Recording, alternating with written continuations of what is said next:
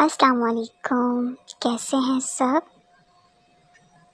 ایک سبق آموز نصیحت۔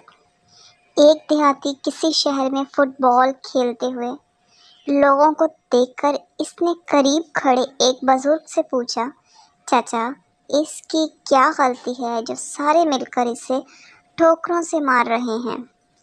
اس بزرگ نے جواب دیا، بیٹا اس کی سب سے بڑی غلطی یہ ہے کہ یہ اندر سے خالی ہے، ورنہ کسی کی کیا مجال جو اسے لاتوں سے مارے۔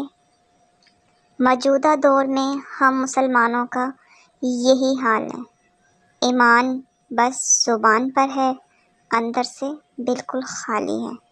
تو خدا را اپنے رب سے دعا کریں کہ ہمارا ایمان مضبوط ہو۔